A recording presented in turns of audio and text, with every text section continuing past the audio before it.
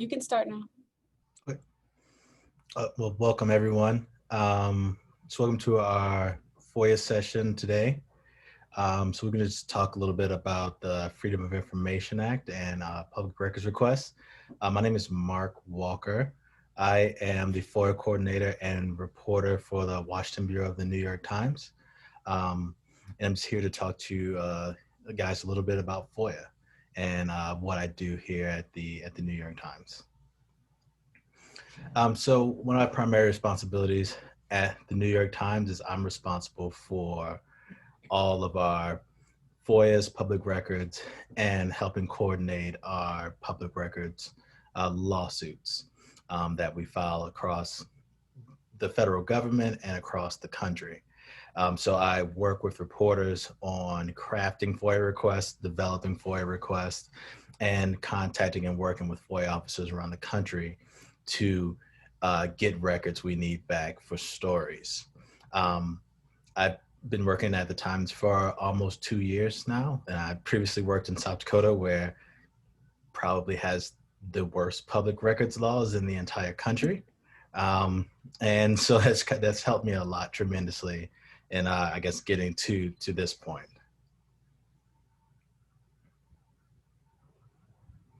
So one of the things we'll talk about is sort of like what I've been seeing and dealing with FOIA during the pandemic. One of the things, if anyone's filed FOIA request in their state, one of the things they've noticed is a lot of states across the country have sort of put in proclamations or have seen official delays that basically say, you know, we're not going to process your FOIA in a timely fashion because citing the pandemic as the reason. Just yesterday, I got a letter from New York City saying, hey, you put in a FOIA request back in March related to the coronavirus, and we're going to need another extension, and probably November 12th is when we'll, you know, give it to you. If you don't hear us back by November 12th, expect us to take another extension. And that's one of the like top and premier challenges that I would say reporters across the country are dealing with is these added delays. But despite the pandemic being in place, the laws surrounding public records and FOIA have not changed. So that's like one thing to remember, is that the laws have not changed. So just remember that. So I'm going to pass it off and have my other panelists sort of introduce themselves. I'll go. I'm Jen Snyder. I'm with GovQA. We're actually a technology provider who provides technology to assist with the public records response process and to build in some safety nets so that they can stay compliant. So I'm happy to be here today. My title with our company is Chief Evangelist. So really what I do is I go around and kind of evangelize the product, basically being technology that will assist in this whole process and keep everybody on track. So I do a lot of talking engagements like this. So I'm glad to be here today. Thanks for inviting me. Hello, I'm Barbara Teague. I'm the Executive Director of the Council of State Archivists. And you might be saying, now, why is the Executive Director of the Council of State Archivists participating in a FOIA session? Well, our membership organization represents all 50 states, 5 territories, and the District of Columbia.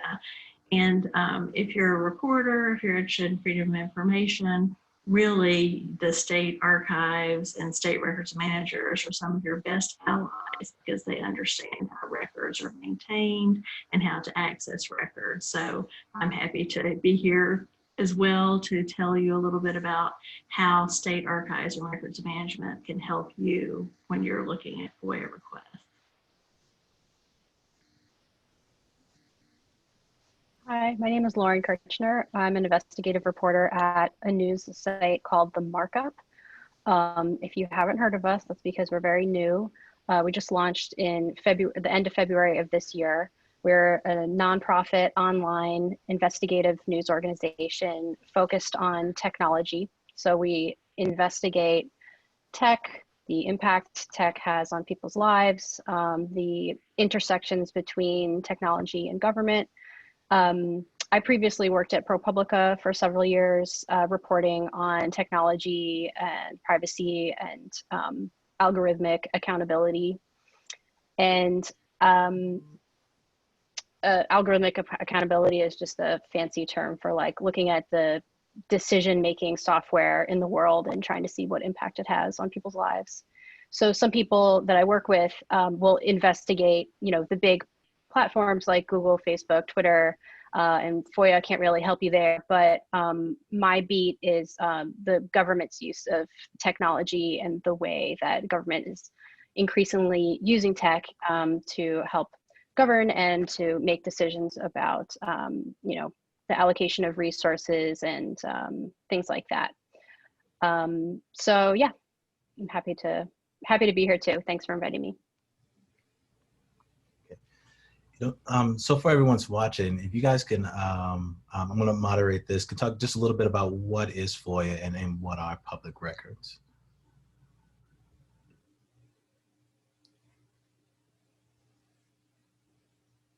So I guess I'll go.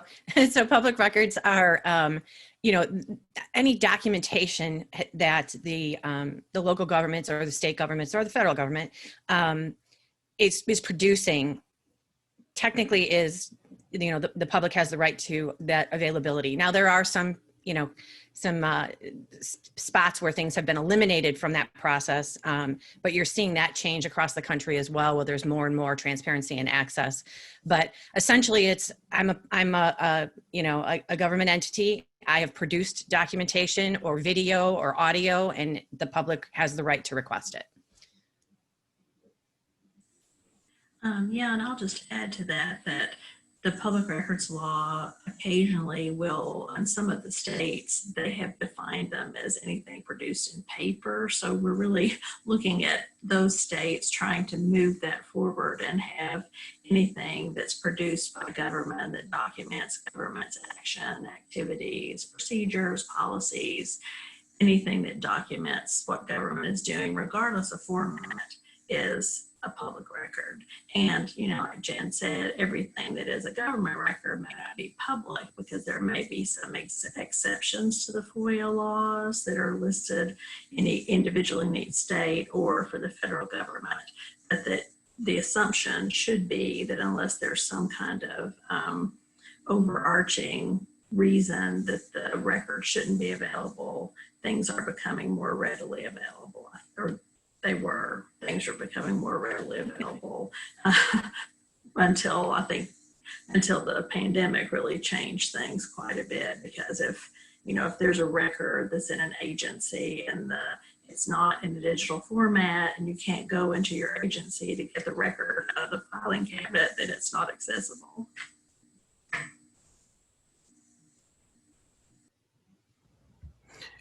What are some of the changes and evolving things that you guys have seen with public records during the pandemic? A lot of us are working remotely. A lot of us are working from home, and you guys too, just requesting public records and collecting them. What are some of the challenges and the difficulties you guys have seen with dealing and with FOIA requests?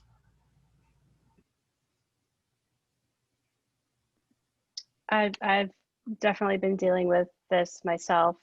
There's just such a backlog now as people are overworked. This is a situation that's not new to the pandemic, that public records officers do not seem to ever have enough resources, enough help, enough time to be able to attack the backlog of requests that are coming their way.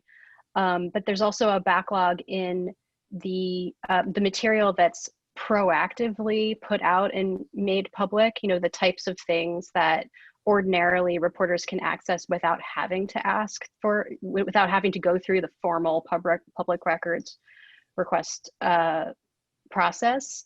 Like I am such an evangelist for just like preemptively government agencies just preemptively putting everything online, if whatever they can, whether it's the minutes of a meeting or meetings happening in person but also being live streamed at the same time, and then having those videos be like automatically archived, all kinds of material that is just simple stuff. It's in the public record. It should just be going up. So now that everybody is working from home and meetings are happening remotely, and like the procedures of government are happening so in such a different way that it's complicating everything, not just the requesting and the approval and the processing of those requests, but like the pipeline of all information has seemed to just like skidded to a stop. It's incredibly frustrating, and we have no idea how long it's going to last, and what the end point of this is. I know. Sorry, I'm Barbara. sorry. You go ahead, Jen. I was just going to say, I know that in talking with folks who had, leveraged technology to manage this process before the pandemic hit, had been put in such a better position because they were accessing things from an internet browser, right? So they could work anywhere. They had probably already been given access to, servers and things where they were able to access that data remotely. So I heard a lot of positive things about people not skipping a beat because they had done the proactive work of being ready for something like this, whether they were coastal clients and they dealt with, hurricanes or fires, or they just knew that they needed to create this kind of environment that could be mobilized at any time. And so they did a really good job of that transition. And we're hearing more and more great things. We've heard a lot of employees who didn't have to get furloughed because they were able to work remotely because they had the technology in place. And to add, if I could add one more thing to what Lauren was talking about, is about being proactive.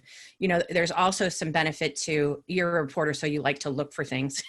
You like to investigate, but there's a lot of people who don't want to do that. So even when the information is out there in the public doesn't go look for it. They still want to make a public records request. So technology today can actually leverage all that information that's been put out there to be searched and present it right to them. So we can help self-serve, the individual today, and maybe stop the public record from even having to be made. Well, and I'll echo what Jen said about how, it was so easy to stand up so many people working at home because we did have the technology. Even in our more backward governments, we were able to get people working at home. And even if they couldn't really do what they had been doing in person, they could do a lot of, transcription work or indexing work or something like that from an archives perspective. But having people work from home also amplifies some of the worst habits that people might have about not being open, about keeping records.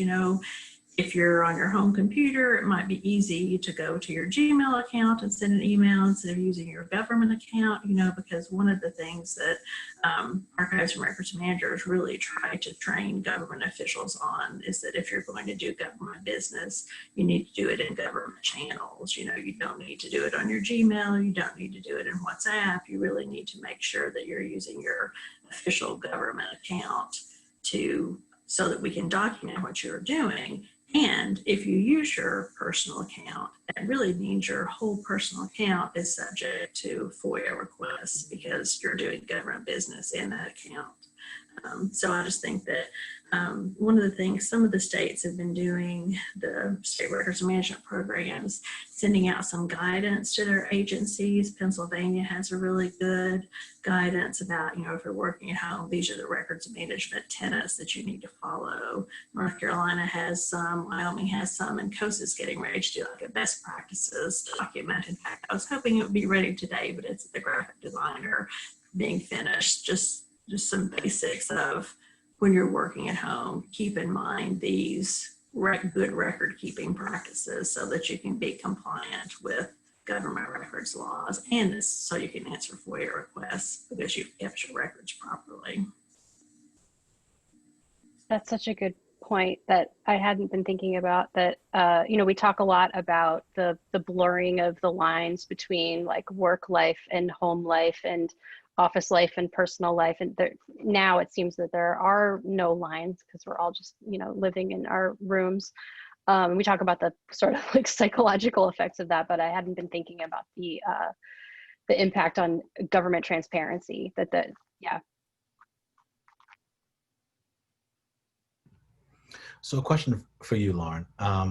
So what has been some of the challenges in getting records as agencies become more digital, moving from sort of paper records to becoming a more digital based organizations and agencies?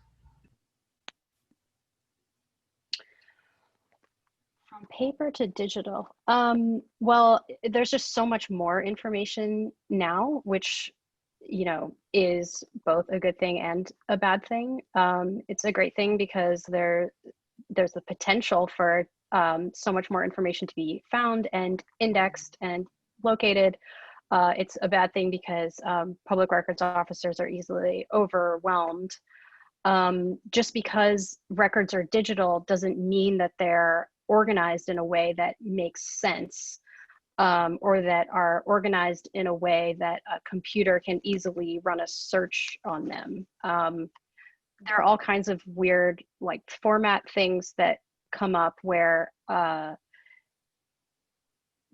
have been scanned in. So they're digital records, but they might be like a scan of a PDF that is not actually searchable by text. And so that doesn't really, it might make it easier for someone to send me that PDF, but it doesn't make it easier for them to locate what I'm looking for if I am requesting a certain kind of information or a certain kind of record. So, that can be complicated. And just the volume, when you think about something like, for instance, police body cameras, an amazing resource potentially, but the sheer volume of camera footage that would have to be sorted through if somebody's looking for a particular thing, or even just information about a particular officer, if you don't have the right date that you're trying to focus on, the massive amount of information can be a real challenge and can actually slow down requests. So yeah, with anything, technology is makes things easier and harder in different ways.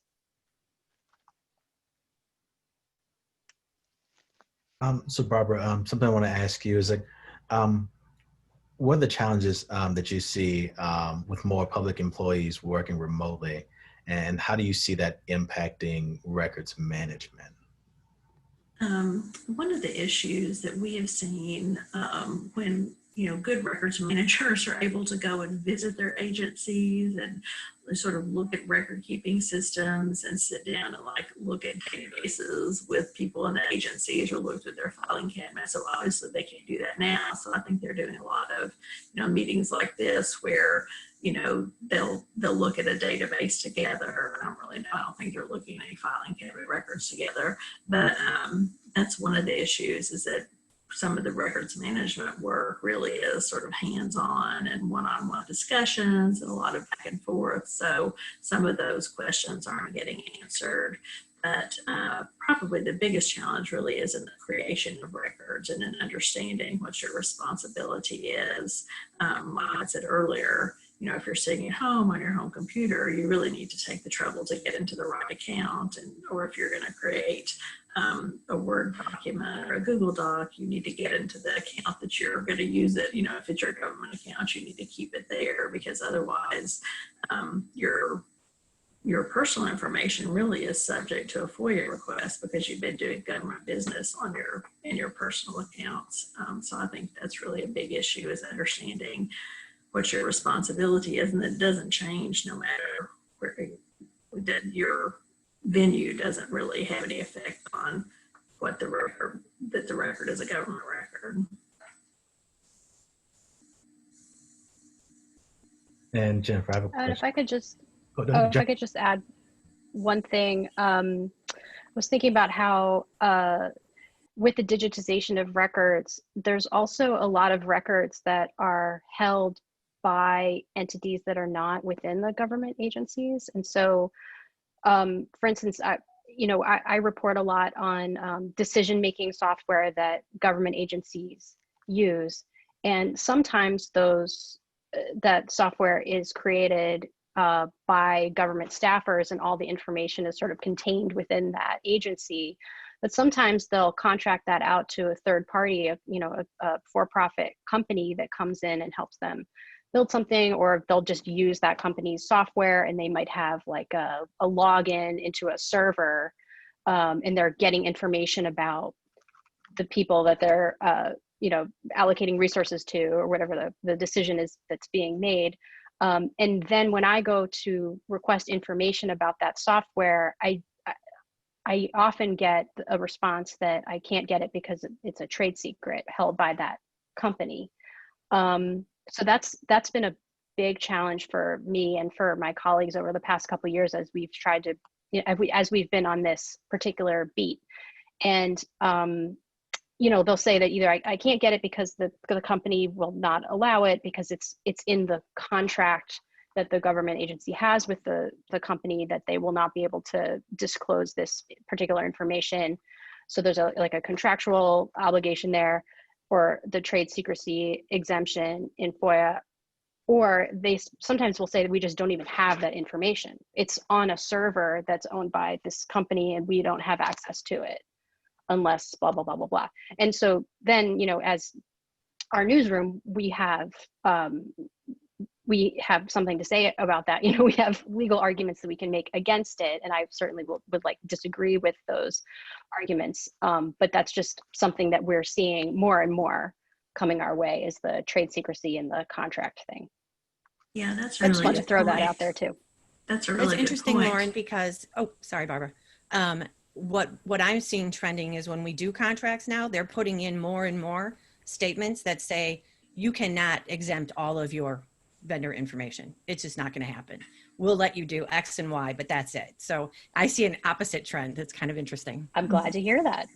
And that's what I was going to mention. That's good news. That we're always advising government agencies when they're looking at the contract, look at the terms of service. Don't just sign it without reading it, and make sure that you still control your information, because even if you're contracting out with someone else to, I used to be the state archivist of Kentucky, and probably all of the counties and cities had contracts with different agencies or different vendors to do body cams and police cams. And, we told them, that is your information that you're producing. It doesn't belong to the vendor, and you need to make sure that you look at that when you're signing your contract.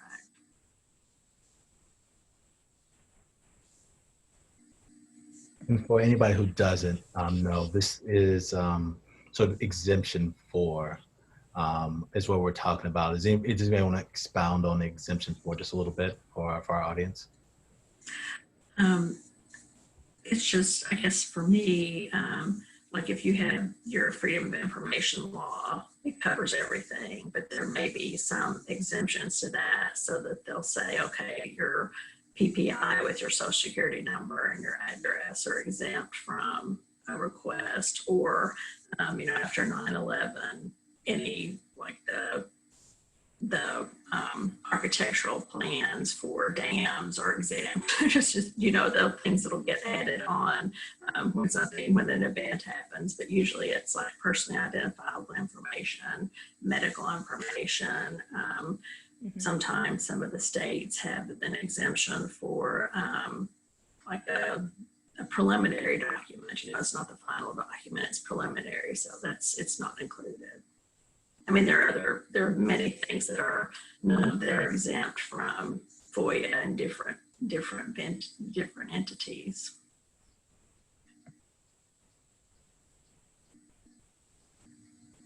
So Jennifer, I have a question for you. Can you talk a little bit about the role that government tech companies play in helping public agencies manage digital information? Sure. So since we're national, we've got customers all across the country, and we all understand that the laws change sometimes frequently, and every state pretty much interprets the law differently. So one of the roles that we play as the GovTech company providing public records software is that we have a team of folks who basically follow legislation. So they try their very best to stay on top of and ahead of any changes that might be coming. so that the technology is always going to be supporting whatever those needs are. Good example was when California did SB 1421. That was a big change, and people were very concerned about how they were going to handle it. You know, the state of Washington made required statewide reporting. You have to be on top of the technology to be able to make sure that you can meet those needs. And so we're always very proud of the fact that our team is usually light years ahead of it.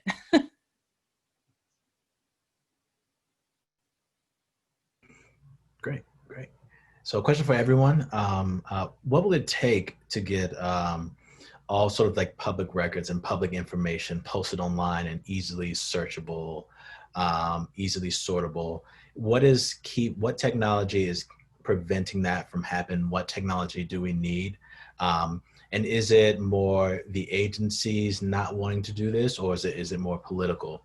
Why we're not just taking just sort of readily available information or needing information and just proactively publishing it online? I personally think it's some older technologies that are out there. So you've got a lot of things that are not digitized yet, or when they were digitized, they're not readable. So there's been no OCR type behavior to it. You also still have a lot of things that have been archived in boxes in warehouses. And so that undertaking to get it all up is going to be a massive feat. I think the best things people have done today is start with a day forward process and say everything from this point forward will be in this manner. And then from that point, they can start to work backwards should they choose.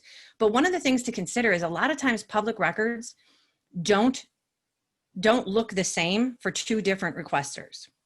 So I could be a victim of something, I get different information than Lauren gets. So it all depends. So it's really hard to just blanketly say, put it all out there. I also think it's related to funding. I think a lot of, Yes. From working in state government for 30 years, there are a lot of things that we had great plans to do, but that we really weren't able to do because of funding. But one of the proactive things that at least archives and records management programs are doing to try to ensure that the current records that are being created digitally are kept for the long term is to teach agencies about electronic record keeping and certain things that you need to do so that your records don't disappear. You know, how do you do a migration? How do you make hashtags so that you can check and ensure that there's that the integrity of the record is still there and it's not disappearing over time. So there's certain things where you can be proactive now to keep the electronic records, the digital records that are being produced from disappearing. But it's a whole other issue when you talk about we need to look at digitizing records that are kept in paper, because it's a lot more than just like putting it through a scanner. There are a lot of digital preservation checks and balances that, you know, if you scan it this year, you want to make sure that you can access it and use it next year. You know, you don't just want a flat like an OCR scan. You want it to be searchable, and you want it to have certain machine checks in it so that you can go back and make sure that it's not deteriorating. But I really do think it is funding, at least from the archives perspective, because there are a lot of things that archivists really think should be online that agencies aren't able to do because of funding. And for states, you know, that's going to be even worse in the next couple of years because of the tax revenues decreasing, and goodness knows what kinds of changes are going to come in state government. So I always found that, you know, record keeping seemed to be the last priority of anyone in state government. And it's, you know, trying to explain to all the government officials that, you know, that really is the basic first thing you should be doing is record keeping. It's not the last thing you need to be doing. Yeah, I'm just going to agree with Barbara there that it's all about money. I have never worked in a government agency, so I certainly can't speak from that perspective, but it seems to me that it would be great if agencies would have both the funding and also just the prioritization of record keeping and record responding responding to all the requests that are coming in. It would be really great in an ideal world for someone to be a public records officer full-time at every government agency. You know, that's not possible now. A lot of times I'm asking for public records and I'm dealing with like a very stressed out, overwhelmed communications person who's doing 10 things at once and who's trying to understand who's like going back and forth between me and their agency's lawyer, trying to figure out what's possible and what's not. And then speaking of resources, it would be great if every newsroom also had the funding and the resources and the priority of a really good lawyer who is willing to fight for these things when they're really important. You know, when we reporters are getting rejected, it's great to have a lawyer behind us, backing us up and helping us fight that fight. But all those things take a shifting of priorities and they take a lot of money. You know, another really sort of important question as technology continues to evolve. You know, it's gone from just sending emails and text messages to now the way we communicate. You know, we talk through WhatsApp. You know, we have our personal Gmails. You know, for some of us reporters who communicate and we want security in our communications, we have Signal. You know, sometimes we have disappearing. You know, after 2 minutes, this text message I sent vanishes. And, you know, for us as journalists, we want to be able to also get that information. So it's kind of evolved as technology has evolved from just saying, hey, we want this person's government emails, to where this person may have like, you know, a government email, a personal email, and 2 or 3 different communications apps that they're communicating on. As journalists, how do we sort of encourage and talk to different agencies about saying, hey, when we ask for all communications, we really want every single communication this person has, no matter what platform it's being done on? How do we get agencies to look at someone's WhatsApp or to look at someone's Signal and see if there are messages that would fit our public records requests? I can tell you just from talking with folks across the country, they are still trying to write rules and policies on how to manage that. You know, some people are leaving it up to the responsibility of employees to say, I agree, I confirm that I never use this app to do any business work, and then it's on them. Some are actually putting in very strict policies. I think it's going to be an evolving thing over the next few years. And I think more and more access will be available. Yeah, I think you're right. I think it's sort of a gray area right now. There's probably going to be more case law about like these disappearing apps and Signal and those kinds of things that people are using. But I mean, the best thing that, you know, we can do is try to give good guidance about what you're supposed to do with all these communication devices, and also with social media as well. You know, so many public officials now are communicating policy through Twitter and Facebook, and we need to make them understand that, you know, that's generally publicly available, but if there's something that's deleted, how do we get to that too? Yeah, I agree. This is a huge area of concern. There's so much data that is produced, but also so much data that really disappears after some time. I've noticed in my newsroom just over the past few years how little happens over email now and how much happens over work chat like Slack or Wire or Signal or whatever. Recently, I went on vacation for a little while and I came back expecting to have a huge inbox that I was going to have to work through. And I had no emails. I had 0 emails because everything in my office had happened over the phone and over chat. And so, you know, for me, not a big problem. There was no record of what I had missed. But if I were working in a government agency, that would be a big problem.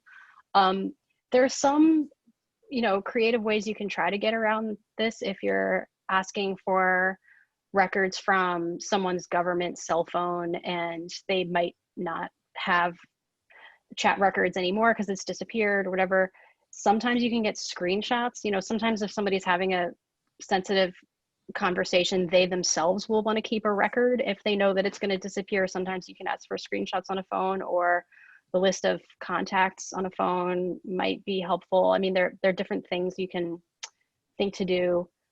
There's also just so much more, I keep saying this over and over again, but there's so much more stuff everywhere, and it's a matter of thinking creatively to think of like what different avenues can you get information from. Like, for instance, there's cameras everywhere, absolutely everywhere. People have government phones, but you know, some people also have government cars. Some of the cars have cameras in them. Can you request footage from a camera in a government car? I don't know. I've never done it myself, but something I've thought of.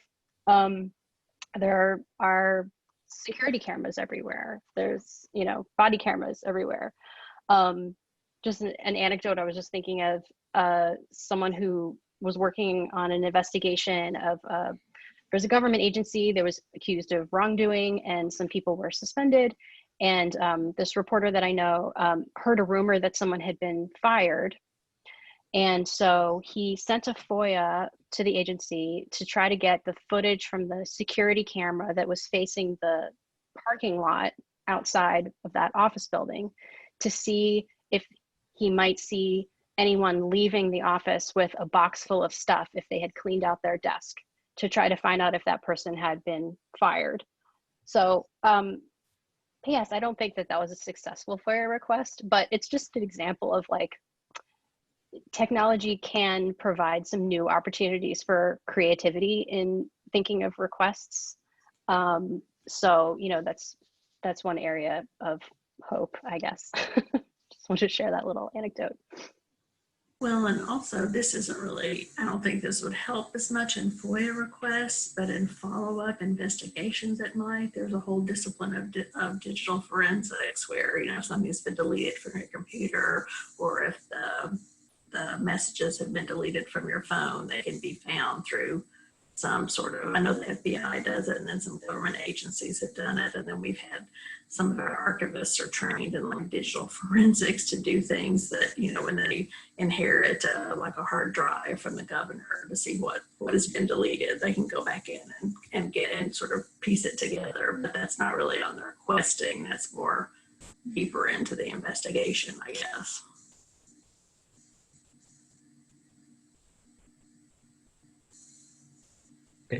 So how have fee waivers and expedited processing in FOIA requests has been impacted by the pandemic?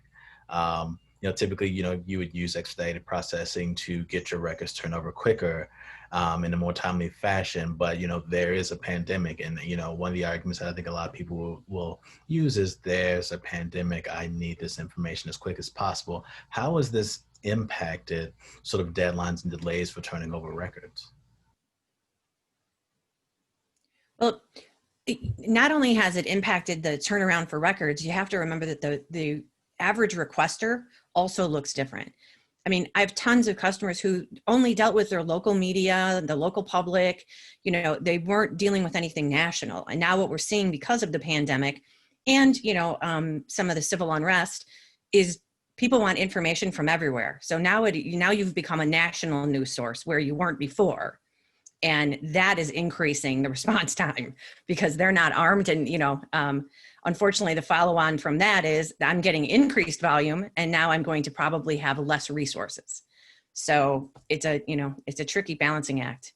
But I think the more you leverage technology and the more you try to be,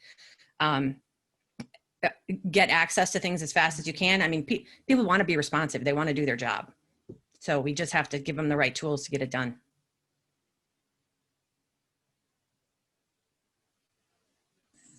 And I'm not really as familiar with fees or expedited requests, but I do think if there's an issue, you know, if you're running up against a wall and you're working with state or federal government, sometimes your best ally is not necessarily the people who created the record, but to reach out to the archives or the records managers and ask about, you know, do you have a documentation that this record was created? Is it listed on a records retention schedule? Have you worked with the agency to help them with the, you know, when they were designing this new electronic system? Do you like just sort of reach out to the archives and records management in your entity in the state or the federal government or local government to ask if they have any other ways that you could ask for the information if you haven't really gotten what you wanted.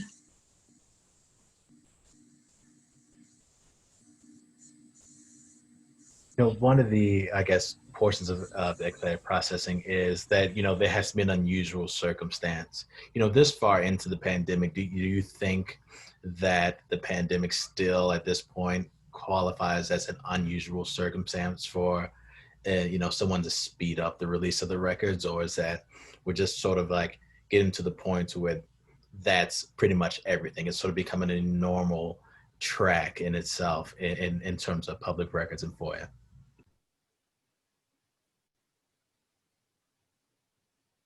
I think I hate to say it's normalizing, but I think that excuse was kind of out there the first month or so while people were adjusting to work from home life and all of those kind of things. But I think now, I mean, I talk to a lot of customers who are trying to get back to business as usual. So I don't think it's a long-term excuse. Did I answer your question? Yes.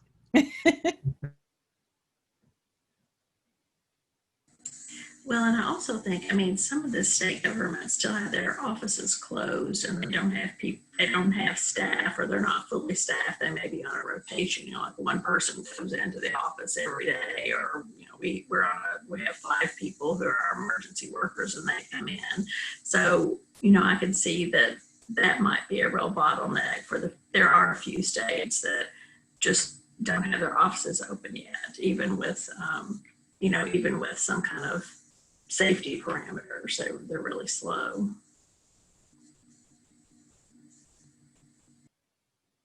Yeah, it's hard to say what is normal and who gets to define what that is. I guess this is the new normal.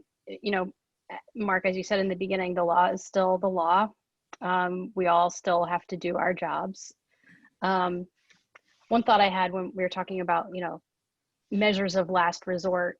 In the past, if I've gotten denial after denial after denial, and if those denials have to do with problems in locating a record, or problems transporting the record to me, how do I get this big a file to you, or something like that. Sometimes in the past I have said, well, can I come in person? Can I come and just sit in your office and look through the stuff with you? Or can I just look through all the stuff and find what I'm looking for? Or can I bring my computer and hook it up to your computer, or pick up a USB drive, by coming to your office in person?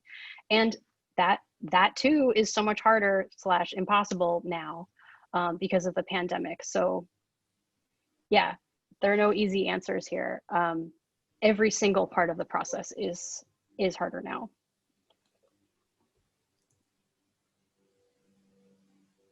How can we better improve sort of like FOIA reading rooms? Because if you go into the FOIA reading room, if you go to the FOIA reading for the FBI, or you go to the FOIA reading from DOJ, and it's like, oh, we're going to proactively post these, but it's like, these records aren't anything that we're actually interested in. You guys just post them just to post them. How do you work with agencies to say, like, I think these are important records to post no matter what, and to get some of the most important information proactively posted on these websites and some of these FOIA reading rooms? So we have things like a library and some proactive tools that get information out in front of folks. But one of the biggest things is to have some analytical tools behind that, so that you can actually see what's being valued, what are folks finding valuable in the self-service environments versus having to make public records requests. And then evaluating that data and constantly improving upon it, so that your transparency is just not a perception of transparency, but it's a valuable tool. And I think another tool too is to look at the records retention schedule that the Archives and Records Management Program has created in concert with the agency, because that lists the records that are permanent and what their value is and how they're important, but then also records that may just be like temporary records, but that might have some interest, like fiscal records, for instance, you keep for so many years and then you destroy them after the audit, but you really might be interested in the fiscal records before the audit. So it's good to know that they're there, and you can see that they're where they're created when they're listed on a records retention schedule.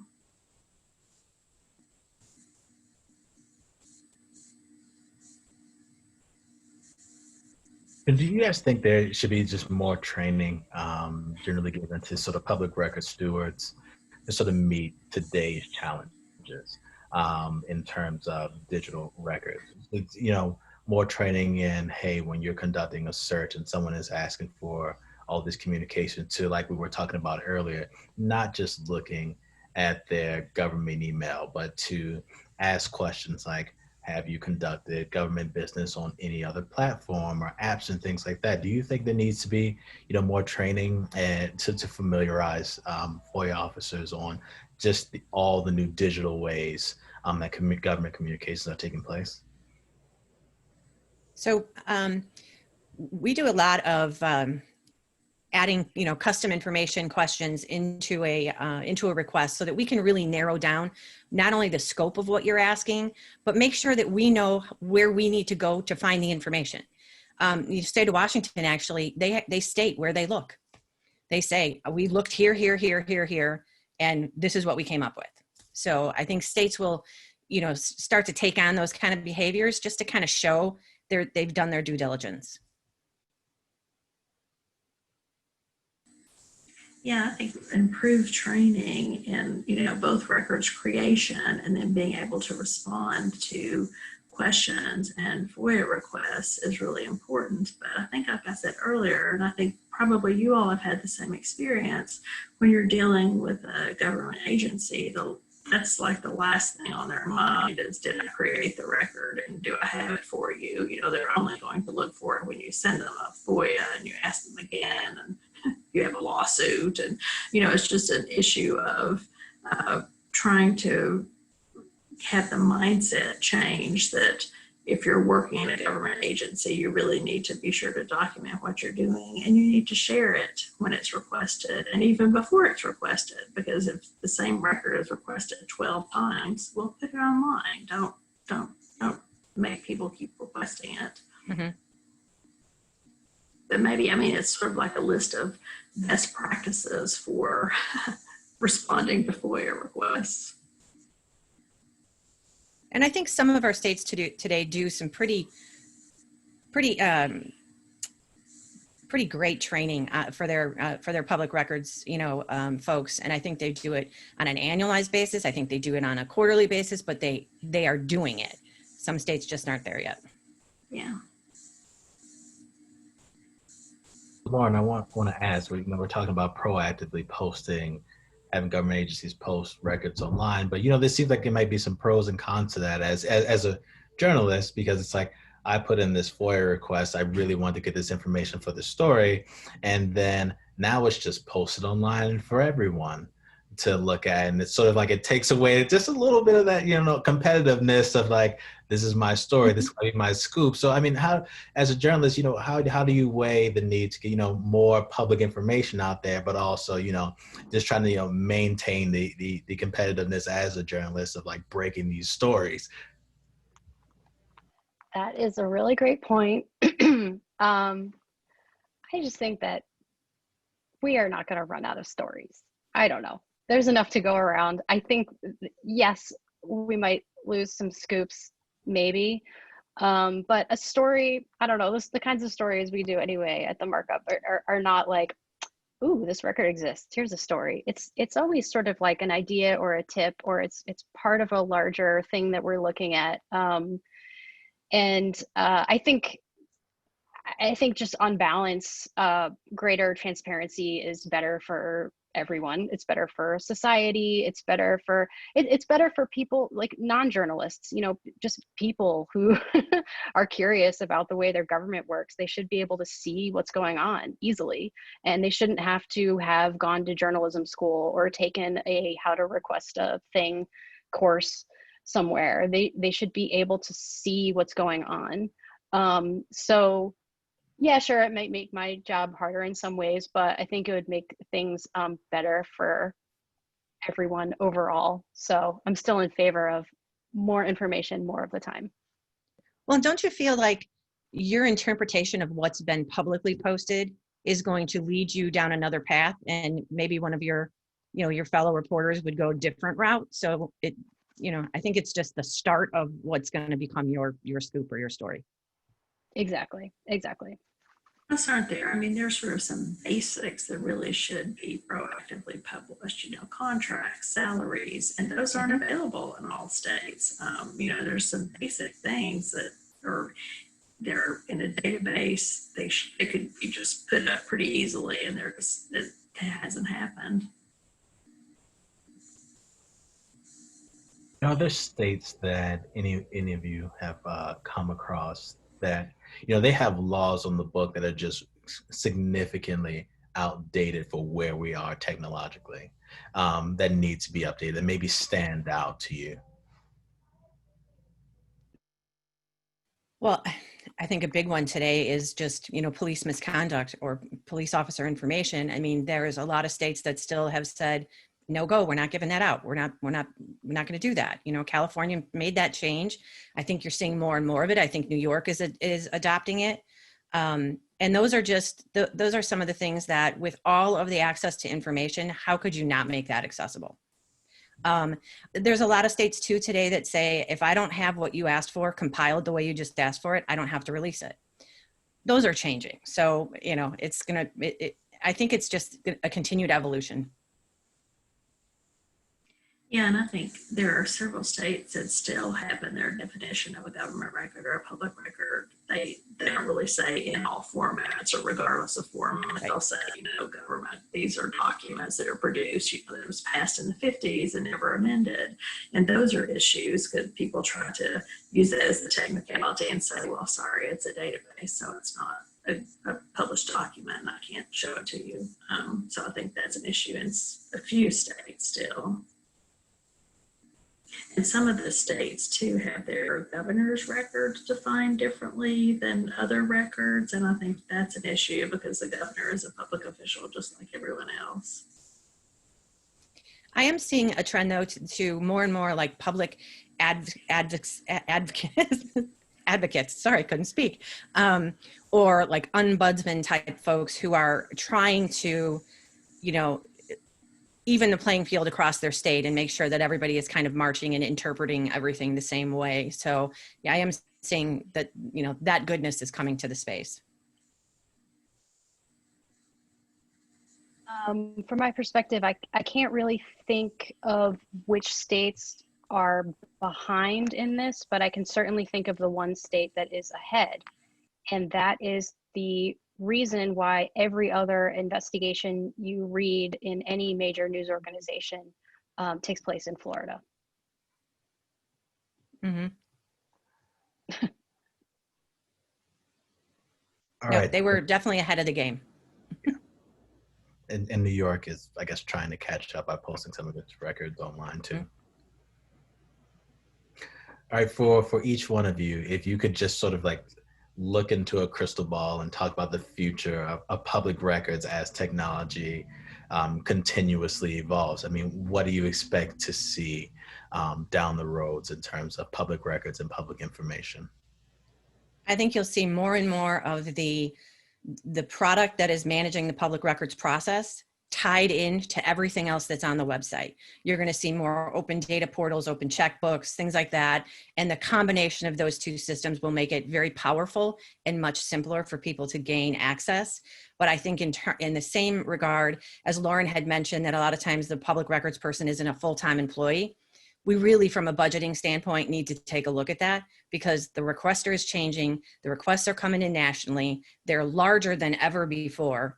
The term any and all is, is choking everyone. So we have to figure out how to get as much information out as possible, which is integrating to all of those other areas and then making sure that they're staffed correctly to be able to get the job done. Yeah, and I see that, the more we're working with agencies around the country, and we've worked with some other professional associations like the Governors Association, the Secretaries of State, the state CIOs, that it's good to have those other public officials have an understanding of why the record needs to be created. You know, the record has to be created before it can satisfy a request. So if we need to work with agencies to have them understand their responsibilities to document what they're doing in some kind of record so that then they can be responsive and transparent to the public, I just see that that's happening more and more people are interested in ensuring that they're able to be transparent. And you really can't be transparent unless you have unless you have a documentary evidence to show what you did. You know, I did write this policy. I do have, this is the action that we took, you know. So I think it's just important that we're relating that their records are being created to document what they're doing so that then in turn they can produce FOIA responsive requests. And to go back to something we were talking about earlier, I guess what I would really like to see, and it sounds like that is already happening from what you guys are saying, which makes me happy, is more careful consideration in the contracting process between government agencies and the vendors they use for software and you know, automated decision-making systems, so that this trade secrecy exemption doesn't crop up quite so often in my life. that would be great for me personally. Just an awareness that there's so much outsourcing to companies, but companies don't necessarily get to write the rules. So that's what I would like to see. And from the journalists' side, I would like to see just more creative consideration of the types of requests that you can think of with new technologies in mind. Can I add one more point? So we were talking earlier about budgets and how budgets can be an issue, you know, funding just in general.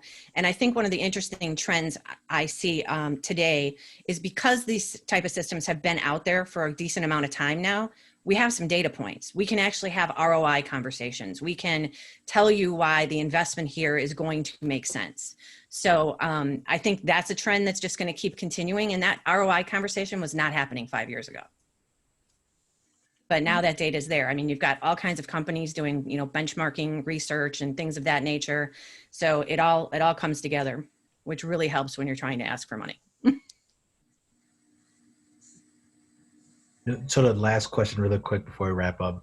You know, everyone talks about Florida and how Florida's laws are so great.